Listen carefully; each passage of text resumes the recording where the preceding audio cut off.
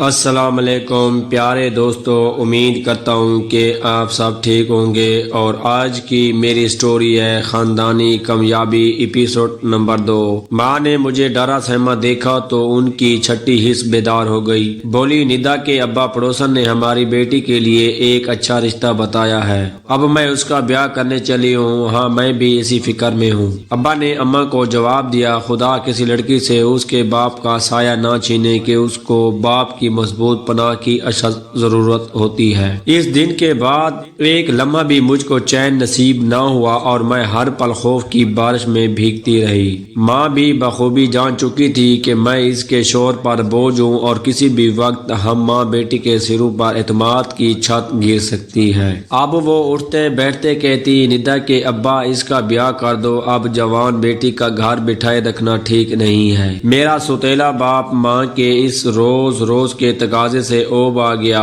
اس نے سوچا، جس لڑکی کا اتنے برس خرچہ اٹھایا، اس پودے کو برسوں سینچا، اب اس کی چھاؤں دوسرے گھر جائے گی تو پھر مفت میں کیوں، کچھ وصول تو ہونا چاہیے۔ اس نے میرے لیے رشتہ تلاش کر لیا۔ ماں خوش تھی کہ ندا بیاہ ہی جا رہی ہے، اب سکھ کا سانس لیں گے، مگر سوتیلے باپ نے یوں ہی میری شادی پر خرچہ نہیں کیا تھا، بلکہ سودا کیا تھا کہ نکاح کے بدلے اس بھلے ماں سے میرے بچپن سے اب تک کا خرچہ بھی وصولے گا۔ جس سوداگر نے سودا کیا، اس نے بھی سوچ سمجھ کر ایک موٹی رقم میرے بدلے میرے سوتیلے باپ کی جیب میں ڈالی تھی۔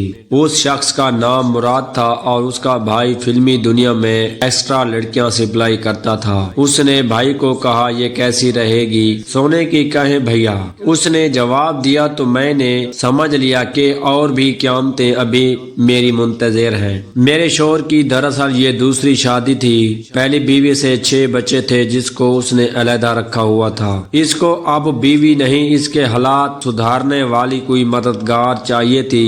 شوہر اور دیور کے درمیان ایسی باتیں سنی تو فیصلہ کر لیا کہ ایک نئے جہنم میں گرنے کی بجائے یہاں سے نکل جانا ہی بہتر ہے۔ لہٰذا ایک روز موقع پا کر میں گھر سے فرار ہو گئی۔ اپنے تئیں تو بھاگی تھی، مگر جس پنچھی کے پر کٹ چکے ہوں اس کی اڑان کہاں تک ہوگی۔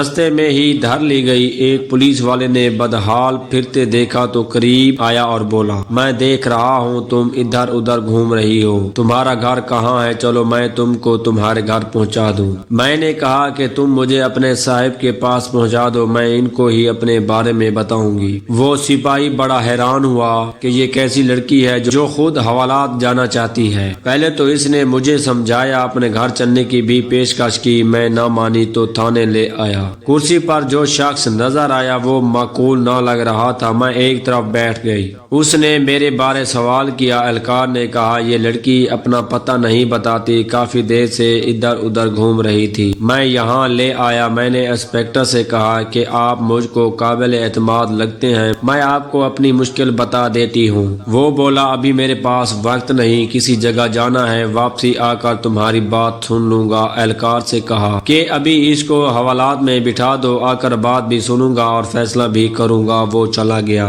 صبح سے شام ہو گئی، وہ شخص نہ آیا، لیکن وہاں ایک اور عمر رسیدہ اہلکار بھی تھا جو چپ چاپ میری بے بسی کا تماشا دیکھ رہا تھا۔ وہ نرم دل رکھتا تھا، میرے حال پر کڑھا رہا تھا، مگر کچھ نہ کر سکتا تھا۔ اس نے موقع پا کر مجھے کہا، یہ میرے دوست کا موبائل فون ہے، اس میں ایس پی او صاحب کا نمبر ہے، نام بھی بتایا کہ ان کو فون کر کے اپنا احوال مطلع کرو، اس سے پہلے کہ انسپکٹر آ جائے، وہ جانے تمہارے ساتھ کیا برتاؤ کرے، جبکہ ایس پی صاحب ٹھیک آدمی ہیں، ہر بات سچ سچ بتانا۔ میں نے واش روم میں جا کر آہستہ آواز میں اپنا احوال ایس پی صاحب کو بتا دیا۔ وہ اسی وقت وہاں آ گئے۔ پوچھا، بیٹی اب تم کہاں جانا چاہتی؟ اپنے کسی قابل اعتماد رشتہ دار کا گھر بتاؤ جہاں تم جانا چاہتی ہو۔ میں نے سوچا، کس کا نام بتاؤں، میرا اپنا ہے کون؟ باپ ہے تو، مگر ان کو کیا پتا کہ ان کی بیٹی کے ساتھ کیا بیتی ہے۔ وہ تو یہی سمجھ رہے ہوں گے کہ نانی وفات پا گئی تو ماں لے گئی، ماں کے پاس ہی ہوگی۔ میں نے بھی ماں کی اونی میں چھپ کر اپنے سگے والد کے پاس جانا تو کیا، ان سے ملنا بھی گوارا نہ کیا تھا۔